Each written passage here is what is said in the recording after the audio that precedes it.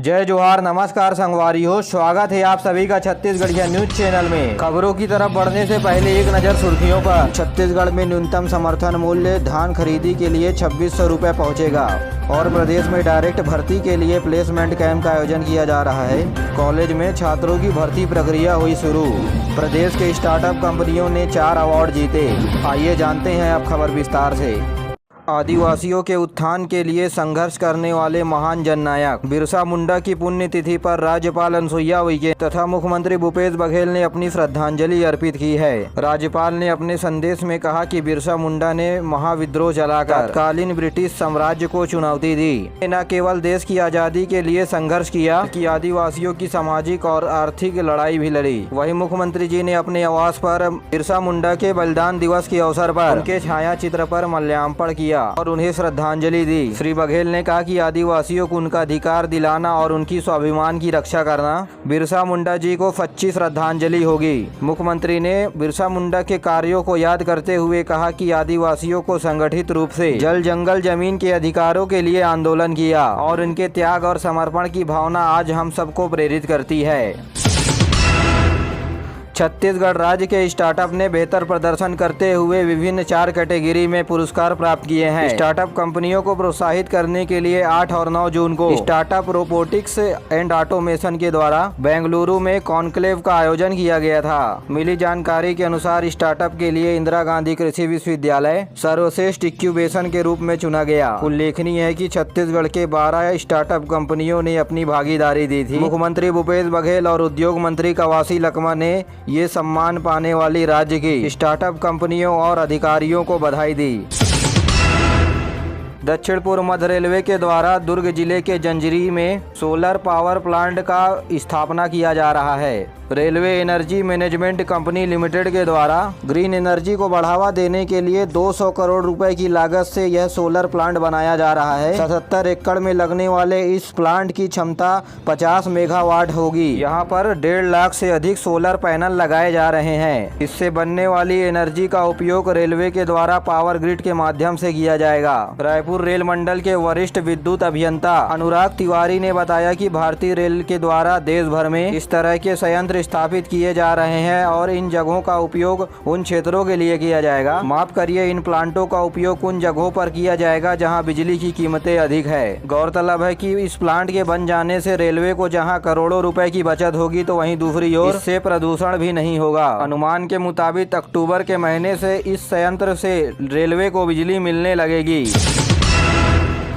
देश में अब तक 194 करोड़ 59 लाख से अधिक कोविड विरोधी टीके लगाए जा चुके हैं। केंद्रीय स्वास्थ्य मंत्रालय ने बताया कि कल 15,43,000 से अधिक टीके लगाए गए और इस बीच करीब 3,500 से अधिक संक्रमित स्वस्थ हुए, जबकि 7,200 लोगों में कोरोना संक्रमण की पुष्टि हुई। देश में इस समय 32,400 संक्रमितों का उपचार चल रहा है। कल 8 लोगों की कोरोना संक्रमण से मौत हुई। इधर छत्तीसगढ़ में कोरोना संक्रमण की दर कम हो रहे हैं। बीते दिनों कोरोना संक्रमण के 19 नए मामले सामने आए। इन्हें मिलाकर राज्य में कोरोना संक्रमितों की संख्या 76 हो गई है। कल कोरोना संक्रमण से बलौदाबाजार जिले में एक व्यक्ति की मृत्यु भी हुई है। बलौदाबाजार, महासमुंद समेत राज्य के 9 जिलों में कोरोना संक्रमण का एक भी सक्रिय मरीज नहीं है।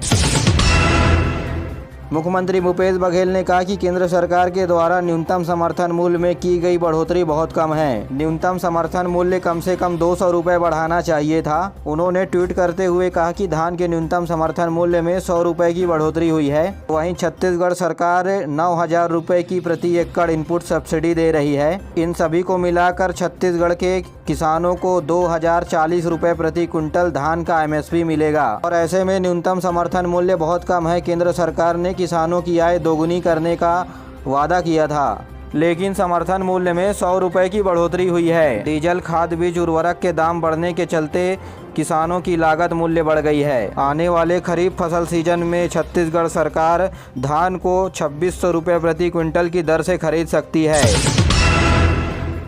छत्तीसगढ़ में सामाजिक आर्थिक सर्वे 1 जुलाई से शुरू हो रहा है। ये अगले साल 30 जून तक चलेगा। केंद्रीय सांख्यिकी मंत्रालय की टीमें घर घर जाकर यह सर्वेक्षण करेगी। इस दौरान यह जानने का कोशिश किया जाएगा कि लोगों का आर्थिक और सामाजिक स्तर कैसा है। इस बार यह फोकस किया जाएगा कि कितने लोगों के पास अपने मकान हैं या फिर वे आवास विहीन हैं। इसके अलावा आयुष योजना का फायदा कितने लोग उठा रहे हैं, इसकी भी जानकारी ली जाएगी। इस सर्वेक्षण के लिए रायपुर में प्रशिक्षण शिविर का आयोजन हुआ।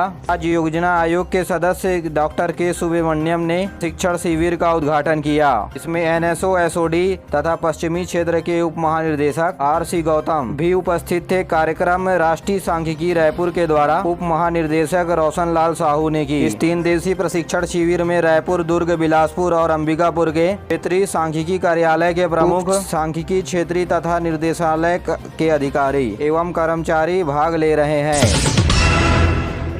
भिलाई स्टील प्लांट में एक बार फिर हादसा हो गया। एक श्रमिक की मौत हो गई। सिर पर चैन गिरने की वजह से मौत हुई। BSP के अधिकारी और पुलिस ने इसकी जांच शुरू कर दी है। इस हादसे के बाद श्रमिक संगठनों में काफी आक्रोश है। लगातार भिलाई स्टील प्लांट में हादसा हो रहा है। आपको बता दें, पिछले 8 दिनों में यह चौथा हादसा है। छत्तीसगढ़ में उच्च शिक्षा विभाग मंत्रालय रायपुर की ओर से कॉलेजों में प्रवेश प्रक्रिया 16 से हो रही है। जी हां, 16 जून से सभी विश्वविद्यालयों में दाखिल ऑनलाइन तरीके से होगी और दाखिले के बाद 1 जुलाई से ऑफलाइन कक्षाओं का संचालन किया जाएगा। गौरतलब है कि उच्च शिक्षा विभाग ने जारी किया है शैक्षणिक कैलेंडर। 16 अगस्त तक ले सकेंगे प्रवेश। उच्च शिक्षा विभाग के अपर सचिव AR खान ने हस्ताक्षर से जारी इस अकादमिक कैलेंडर के अनुसार कॉलेजों की नियमित कक्षाएं 1 जुलाई 2022 से प्रारंभ होगी। कॉलेजों में प्रथम वर्ष का प्रवेश 16 जून से 16 अगस्त के बीच होगी तथा अन्य कक्षाओं में प्रवेश परीक्षा परिणाम घोषित होने के 10 दिनों के भीतर प्रवेश प्रक्रिया प्रारंभ होगा। प्रवेश प्रक्रिया विश्वविद्यालय के माध्यम से ऑनलाइन पद्धति पर होगी। कुलपति की अनुमति से प्रवेश की अंतिम तिथि 26 अगस्त 2022 तक निर्धारित की गई है। ये बात करते हैं अब सरकारी नौकरी के बारे में। जिला रोजगार एवं स्वरोजगार मार्गदर्शन केंद्र गरियाबंद के द्वारा गरियाबंद में निजी प्रतिष्ठान भारत माता हिंदी शासकीय उच्चतर माध्यमिक डेहोल में 20 शिक्षकों की भर्ती हेतु प्लेसमेंट कैंप का आयोजन किया जा रहा है। गरियाबंद द्वारा निजी प्रतिष्ठान भारत माता हिंदी उच्चतर माध्यमिक डेहोल देवभोग जिला गरियाबंद के द्वारा अधिसूचित कुल 20 रिक्त पदों पर भर्ती हेतु कार्यवाही कार्यालय परिसर में दिनांक 10/6/2022 शुक्रवार को प्रातः 11 बजे से दोपहर 3 बजे तक निःशुल्क प्लेसमेंट कैंप का आयोजन किया जा रहा है, जहां इच्छुक अभ्यर्थी जाकर के आवेदन कर सकते हैं। प्रदेश में तुहर सरकार तुहर द्वार योजना को और मजबूत बनाने के लिए वाहन विभाग की ओर से जारी किए गए ड्राइविंग लाइसेंस और वाहन पंजीयन कार्ड पॉलीकार्बोनेट कार्ड के रूप में होंगे, जिसमें एक QR कोड होगा और QR कोड स्कैन करने के बाद व्यक्ति और वाहन से संबंधित जानकारियां सामने आ जाएंगी। ड्राइविंग लाइसेंस और पंजीयन प्रमाण पत्र के प्रिंटिंग का कार्य केंद्रीकृत कार्ड यूनिट और डिस्पैच यूनिट पंडरी रायपुर में किया जाएगा। इस योजना के तहत पॉलीकार्बोनेट से बने ड्राइविंग लाइसेंस और वाहन पंजीयन कार्ड जो उच्च गुणवत्ता लिए हुए लंबे समय तक चलने वाले होंगे। कार्ड सड़क परिवहन मंत्रालय दिल्ली की ओर से तय मानकों के आधार पर जारी किए जाएंगे।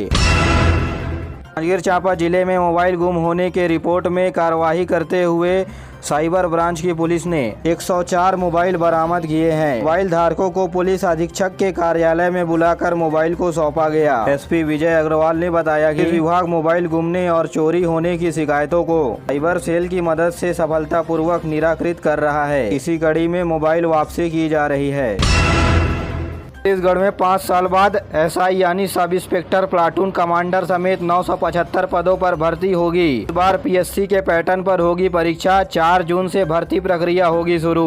पहले होगी दस्तावेज और शारीरिक जांच, के बाद प्रीलिम्स परीक्षा होगी और लगभग 600 नंबर का मुख्य परीक्षा और 300 नंबर का शारीरिक दक्षता। उसके बाद 100 नंबर का इंटरव्यू के माध्यम से छात्रों को नंबर दिए जाएंगे। इस परीक्षा में लगभग 1.5 लाख अभ्यर्थी भाग लेंगे, जिसमें युवती केवल 15,000 शामिल है कि 1.5 लाख लोगों में से लगभग 20,000 लोगों को मुख्य परीक्षा के लिए चयनित किया जाएगा। इनमें से लगभग प्रथम 3,000 लोगों को इंटरव्यू के लिए आमंत्रित किया जाएगा। उसके बाद SI भर्ती के लिए चयन सूची जारी की जाएगी। देश में जिला रोजगार एवं स्वरोजगार मार्गदर्शन केंद्र रायपुर के द्वारा छत्तीसगढ़ के जोरा में प्लेसमेंट कैंप का आयोजन 1 जून को किया जा रहा है। यहाँ 200 से ज्यादा पदों पर होगी सीधी भर्ती। जिला कौशल विकास प्राधिकरण की ओर से संकल्प परियोजना के अंतर्गत लाइवलीहुड कॉलेज जोरा में 1 जून को सुबह 11 बजे से प्लेसमेंट कैंप का आयोजन किया जा रहा है। में अरिहंत ज्वेलर्स की ओर से सेल्स एजुकेटिव, सहायक, टेलीकॉलर, रिसेप्शनिस्ट आदि के 130 पद पर भर्ती की जाएगी। इन पदों के लिए योग्यता 12वीं और स्नातक पास है। चयनित युवाओं को योग्यता के आधार पर 10 से 25 हजार रुपए तक की सैलरी हर महीने दी जाएगी।